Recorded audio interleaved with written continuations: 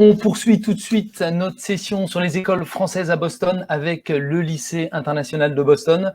On a le plaisir de recevoir Philippe Caron-Audet et Elisabeth Geffray, tous deux directeurs du collège et lycée international, et Elisabeth qui est directrice adjointe au service des admissions. Comme toujours, n'hésitez pas à poster vos commentaires, ce soit sur Facebook ou sur YouTube ou sur bilingualfaire.com. Je passe tout de suite la parole à Philippe et Elisabeth pour la présentation du lycée international de Boston. Bonjour French Morning, bonjour Clément, bonjour aux familles qui nous regardent à la maison. Mon nom est Philippe Caron-Audet et je suis directeur du collège et du lycée ici au lycée international de Boston. Bonjour à toutes et à tous, merci de votre présence aujourd'hui. Merci à French Morning de nous donner l'opportunité de présenter l'école. Je suis donc Elisabeth Geffray, directrice adjointe au service des admissions au lycée international de Boston. Mon rôle au lycée international de Boston est d'accueillir les familles, leur faire découvrir les programmes et bien entendu de m'assurer que le livre corresponde à ce que la famille recherche en termes d'éducation pour leurs enfants. Donc, nous sommes présents dans la communauté de Cambridge depuis 58 ans, puisque le LIB a été fondé en 1962. Notre campus est situé à Cambridge, ville voisine de Boston, dans l'État du Massachusetts. Nous accueillons environ 600 élèves en moyenne par an. Le LIB est la seule école en Nouvelle-Angleterre de la toute petite section à la terminale qui propose le baccalauréat international et le baccalauréat français. Une école appartenant au réseau de l'Agence de l'enseignement des Français à l'étranger, qui représente donc 495 écoles dans le monde, 47 établissements dans 20 États aux États-Unis et 7 écoles au Canada, ce qui représente 300 000 élèves environ. Nous sommes aussi membres de la mission laïque française. Donc, ce qui permet aussi à nos familles, si elles déménagent, donc d'être membres de l'Agence de l'enseignement français à l'étranger, ce qui permet aussi à nos familles, si elles déménagent dans un autre pays, de retrouver le même programme qui est donné par le lycée international de Boston. Voilà, un enseignement aussi de haute qualité qui prend en compte les différences des élèves, tant sur un plan académique que culturel. Une école qui accueille tout au long de son cursus des élèves, tant dans le programme homologué français que dans le programme international. Donc, notre école qui permet aussi aux élèves d'intégrer les meilleures universités d'Amérique du Nord et d'Europe. Mais le LIB, c'est aussi une communauté internationale composée de 40 nationalités et de 30 langues parlées, ce qui fait notre force et notre richesse. Pour beaucoup de nos familles, l'école, c'est la maison. La répartition de nos populations est environ de 20% de Français, 20% d'Américains, 20% de Franco-Américains et 35% qui représentent d'autres nationalités. Donc là, j'ai fait une petite présentation sur l'école. Je vais maintenant passer la main à mon collègue Philippe Caron-Audet, directeur du secondaire, qui va vous présenter plus en détail le programme du collège et du lycée. À toi, Philippe. Merci, Elisabeth. Donc, comme vous l'avez mentionné, Elisabeth, nous sommes bien établis ici à Cambridge depuis près de 60 ans déjà. Nous sommes une école de choix en ce qui concerne l'éducation bilingue. Comme vous le voyez ici sur l'écran, deux façons de représenter notre façon de faire. D'un côté, un cursus américain, donc middle school et upper school. Et de l'autre côté, eh bien, la méthode et la progression traditionnelle française qui est faite par cycle. Cycle 3 qui va jusqu'à l'année de 6e, qui est le début du collège ici. Ensuite, le cycle 4 pour les années de cycle 4 et 5e, 4e et 3e, et finalement le cycle du bac qui se termine en classe de terminale. Pour vous donner une idée un peu du contexte, je vais remonter un petit peu plus loin, c'est-à-dire dans notre programme d'élémentaire. Comme Elisabeth l'a mentionné, nous sommes une des 12 écoles à travers l'Amérique du Nord qui offre le programme de la toute petite section jusqu'à la terminale. Il y en a peut-être 14, si je ne m'abuse. Donc, ce que vous voyez ici, c'est la balance de la toute petite section jusqu'en classe de CE1, où vraiment on met l'accent sur l'acquisition de la langue française. Et ça, bien sûr, c'est parce que nous prenons en considération les gens qui se joignent à nous, n'ayant aucune base en français et souhaitant acquérir cette belle langue qu'est la nôtre. Ensuite, de la classe de CE2 jusqu'à la classe de CM2, eh bien, on a une balance moitié-moitié. Donc, autant de classes sont enseignées en anglais qu'en français. Et bien sûr, nous avons des classes qui sont bilingues, telles que vous pouvez le constater ici sur l'écran. Et finalement, nous arrivons aux années de collège où vous avez droit, mesdames, messieurs, à une école à la carte. Et la raison pour laquelle nous sommes si fiers de ce programme, c'est que selon les options, les choix que vous ferez en tant que famille, vous aurez une éducation donc qui est un peu plus du côté français, un peu plus du côté anglais, ou alors bien équilibré, moitié-moitié français-anglais. Donc, les classes de mathématiques et de sciences sont offertes dans les deux langues. C'est un choix que vous avez à faire lorsque vous vous joignez à notre niveau collège. Vous pouvez prendre mathématiques en français, sciences en anglais ou vice-versa. C'est un choix que vous refaites à chaque année. Donc, si au cours du parcours collège, vous souhaitez explorer différentes options, c'est possible. Ensuite, on ajoute une troisième langue au niveau collège qui est l'espagnol ou l'allemand. Et je reviendrai sur ce sujet plus tard pour vous dire un peu les innovations que nous planifions développer au cours des années à venir. Ensuite, vous avez soit un soutien, soit un approfondissement en mathématiques pour les élèves qui en veulent plus. Un Student Exploratory Program, SEP7. Donc ça, c'est vraiment dans le but de préparer les élèves au monde de demain. Ce sont des classes qui ne sont pas notées, mais qui les introduisent à la robotique, à la culture japonaise, au design, à la conception de jeux. Donc, chaque semestre, nous avons une offre et les élèves choisissent l'option, donc le champ de connaissances qu'ils désirent approfondir de façon ludique. Finalement, en classe de quatrième, nous offrons aussi les langues classiques, c'est-à-dire le latin et le grec qui viendra plus tard au cours du parcours lycée. Donc, pour vous donner une idée un peu de l'expérience de nos élèves à Cambridge, comme on dit, une image vaut 1000 mots. Donc ici, vous avez une classe d'art qui a eu lieu il y a quelques semaines sur notre campus. Vous allez voir que les images que je partage avec vous aujourd'hui sont des images récentes. Donc, les mesures liées à la COVID sont bien sûr en place. Vous avez le port du masque, la distanciation sociale lorsqu'on est à l'extérieur, ainsi que le lavage des mains qui est très important en ces temps inusités. Ici, des élèves de 6e, heureux d'être là, heureux d'être de retour sur le campus. Nous sommes en présentiel au niveau collège et lycée 4 jours sur 5. Et la raison pour laquelle nous avons choisi de laisser une journée en remote, c'est pour laisser un peu une chance à tout le monde de respirer. Comme vous allez le voir, notre programme est très rigoureux, très exigeant et nous avons jugé sage de garder les élèves dans un contexte familier à raison d'une journée par semaine. Ici, nos élèves de 4e en train de danser la Jérusalema dans le parking de l'école. Si vous n'êtes pas familier avec ce phénomène mondial, je vous encourage à aller jeter un coup d'œil sur YouTube et les autres réseaux sociaux. Cette activité s'inscrit dans la semaine des lycées français, dont nous sommes très fiers d'être un des acteurs principaux. La vie au collège continue. Ici, notre célébration d'Halloween version COVID. Donc, les élèves en distanciation sociale déguisés ont participé à une compétition de badminton dans notre gymnase. Et vous le savez bien, si vous étiez à Boston, à cette date du 30 octobre, nous avons une bordée de neige de 15 cm. Donc, l'Halloween s'est célébré cette année tout en blanc, avec ici le directeur et sa classe de 6e qui célèbre la venue de l'Halloween, mais aussi la venue de l'hiver. Finalement, des activités qui regroupent des niveaux différents, 6e, 5e et 4e. Vous voyez ici à l'écran notre assemblée hebdomadaire dans laquelle notre COVID Officer, donc la personne qui est en charge de toutes les mesures qui sont associées à la COVID et comment notre communauté y répond, a fait une présentation pour nos élèves pour les inciter à bien sûr suivre ces recommandations. Toutes les activités qui sont faites sur plusieurs niveaux sont faites de façon virtuelle, bien sûr, pour préserver l'intégrité de nos cohortes. Nous avons cette année aucune interaction entre les 3 classes du niveau collège.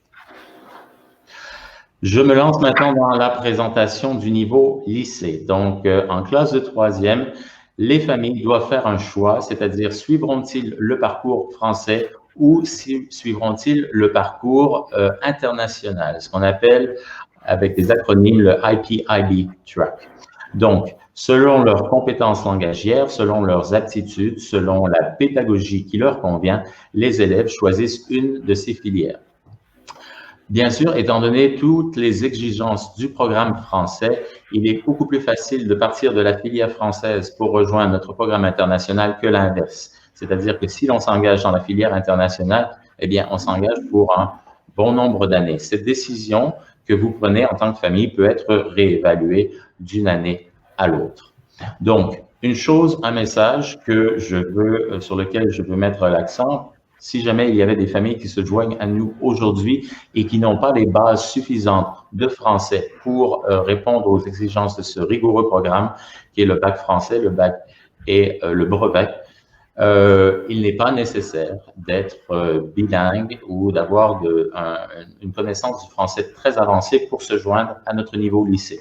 Nous offrons aussi un parcours international qui expose les élèves à plusieurs langues, tout en préparant pour les examens du baccalauréat international. Donc, j'imagine que la majorité d'entre vous êtes déjà familier avec ce qu'est le bac français. Si vous avez suivi les actualités, vous êtes au courant qu'il y a eu une réforme. Au cours des dernières années, le ministère de l'Éducation française a reconnu le besoin et la nécessité de donner plus d'options à ces élèves concernant les 2 dernières années du parcours ou du cycle bac. Et c'est ce que nous sommes en train d'implémenter dès aujourd'hui dans notre lycée. Pour ce qui est du baccalauréat international, eh bien, il s'agit d'un diplôme reconnu à travers le monde, un programme qui a été créé à l'École internationale de Genève dans les années 70 pour permettre aux familles qui souhaitent se déplacer d'un coin du monde à un autre, de ne pas perdre de temps à devoir rattraper le contenu d'un programme qui est différent. Donc, toutes les écoles IB, toutes les écoles BI, baccalauréat international à travers le monde, sont connectées entre elles, elles échangent le savoir, les connaissances, les pratiques, et elles permettent surtout aux élèves d'avoir une mobilité, comme le bac français d'ailleurs. Donc, de la 6e jusqu'à la terminale, on a une idée globale. Donc, il ne faut pas nécessairement envisager le collège et le lycée comme étant 2 entités différentes. On crée énormément de liens. On réfléchit au programme, non seulement de la 6e jusqu'à la terminale, mais déjà de la maternelle jusqu'à la terminale. Quels sont les enjeux de demain? Quels sont les problèmes auxquels nous devons faire face? Et pour informer ces choix, nos décisions, eh bien sûr, on se base sur ce qui se passe autour de nous ici à Cambridge. Vous savez que Cambridge, Massachusetts, est au cœur du domaine de l'éducation. Il y a un bouillonnement ici d'idées, d'échanges, et bien sûr, le lycée international de Boston en fait partie. Donc, j'ai mis ici sur cet écran pour vous ce qu'on appelle les buts du développement durable parce qu'ils informent nos pratiques et ce processus de réévaluation dans lequel on s'engage à chaque année. Ici, vous avez donc des objectifs de compétences qui sont issus du Forum économique. Donc, quelles sont les habiletés dont nos élèves auront besoin pour être prêts aux exigences du monde de demain? Donc, d'abord, ils doivent être des citoyens du monde. Cette idée d'avoir un souci pour l'environnement, d'être engagé dans des questions mondiales, eh bien, c'est au cœur de nos pratiques, de nos programmes. Nous avons des éco-délégués, donc des délégués écologiques. Et dès la 6e, on a fait l'an dernier, par exemple, une vérification sur la quantité de déchets que nous produisions dans la cafétéria. Toutes ces initiatives dont je vous parle aujourd'hui sont menées par les élèves pour les élèves. Ensuite, pour ce qui est de l'innovation et de la créativité, je vous ai parlé tout à l'heure un peu de notre Student Exploration Program. Donc, nous avons la robotique, nous avons le design, nous avons le STEM, et ça, ce sont des programmes qui se poursuivent en classe de 3e avec exploration 3D, la classe de seconde qui est une classe purement de design, et ensuite la classe de première qui est la réalité virtuelle. Donc, il n'est pas nécessaire de vous dire que nos élèves adorent ce genre de programme qui les prépare, comme je le disais tout à l'heure, pour le monde de demain. cette idée d'avoir des compétences non seulement interculturelles, mais interpersonnelles. Il ne s'agit pas de mettre un groupe d'élèves ensemble pour qu'ils apprennent à travailler de leur mieux. Il est important de leur donner des stratégies, des processus pour leur apprendre la collaboration. La collaboration, c'est quelque chose qui s'enseigne. Ensuite, nous avons, je voulais mentionner, le suivi individualisé, hein, dont bénéficient les élèves qui s'inscrivent au lycée international de Boston. Donc, dès la classe de 6e, ils ont une classe qui s'appelle Study Skills, donc méthode d'apprentissage, où on leur donne les outils nécessaires pour vraiment être prêts pour le rigoureux programme qui les attend au cours des années à suivre. Donc ça, c'est durant un semestre. On fait la même chose, bien sûr, avec les outils technologiques. Le plan du numérique, la technologie, aujourd'hui, plus que jamais auparavant, est au cœur de nos pratiques. Et nous avons appris à utiliser plusieurs nouveaux outils. On apprend le codage, on apprend à ne pas devenir l'esclave de la technologie, mais plutôt l'artisan de ces outils et de permettre à la technologie de nous faciliter la vie et non pas l'inverse. Finalement, eh bien, nous avons une approche qui est basée sur la résolution de problèmes. Et comme je disais tout à l'heure, nous engageons les élèves dans cette résolution de problèmes. Donc, pour vous donner encore un exemple, faisant face à la COVID cette année, bien, on a été présenté avec plusieurs nouvelles situations différentes. Plutôt que de tenter de résoudre tous les problèmes avant l'arrivée des élèves, eh bien, nous les avons inclus dans ce processus de résolution. Nous leur avons demandé leur opinion concernant, par exemple, la quantité de déchets qui augmente lorsqu'on ne peut plus partager les objets, les choses que nous partagions autrefois. Donc, ça a été une période de 8 mois très enlevante dans notre collège et notre lycée, et les élèves sont vraiment au cœur de ces projets. Finalement, cette idée que nous sommes tous des apprenants, que nous soyons parents, élèves ou encore partie de l'équipe, partie du corps enseignant et de l'équipe de soutien, tous ensemble, on est là pour apprendre. Un exemple de cela, c'est demain en après-midi, en journée, finalement, nous aurons les fameuses rencontres parents-enseignants, et à la toute fin de la journée, je vais faire une session avec les parents sur ce qu'on appelle les empathy interviews. Donc, comment cultiver la bienfaisance, la bienveillance en ces temps difficiles et comment être présents les uns pour les autres. Donc, voici quelques exemples des projets dont je vous parlais tout à l'heure. Je porte à votre attention, au niveau collège, un journal étudiant qui s'appelle le Volt Newsflash. Le Volt, c'est le nom de notre mascotte ici au LIB. Et les élèves, l'an dernier, nous ont approchés, ils ont dit, nous voulons un journal étudiant. Nous les avons outillés pour avoir du succès avec cette initiative. Et aujourd'hui, eh bien, ce sont eux qui sont en charge de nous informer en tant que communauté. La même chose se passe au niveau lycée avec Stuco TV, donc le conseil étudiant qui chaque semaine nous régale avec une petite capsule de 15 minutes qui porte à notre attention des problèmes mondiaux ou encore des réalités de notre école, de notre communauté cette année. Orientation après le lycée.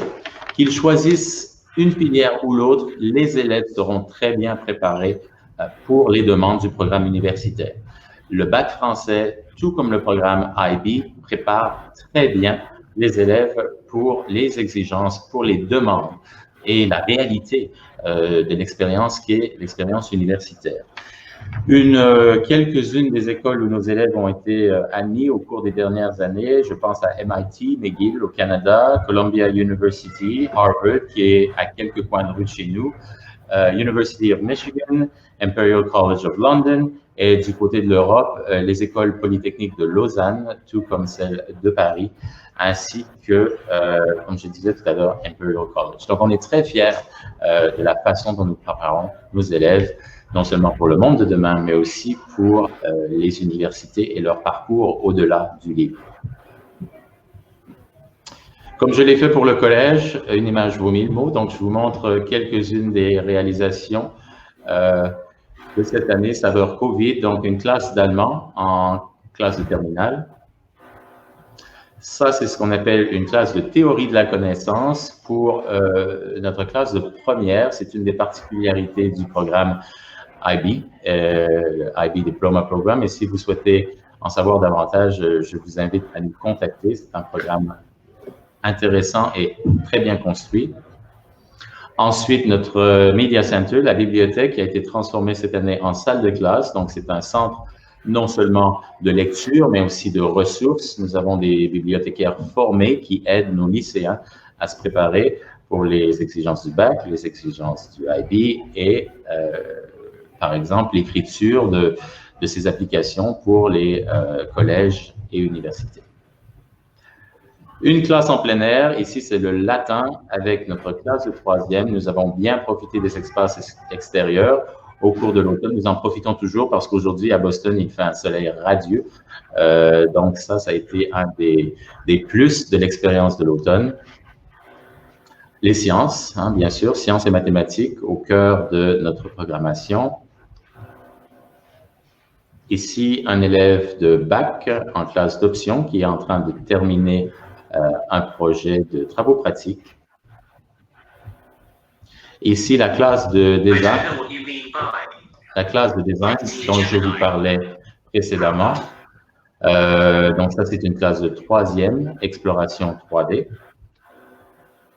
Ici, vous avez la fameuse classe de réalité virtuelle en classe de première. Un moment de repos sur la pelouse de l'école, le gazon.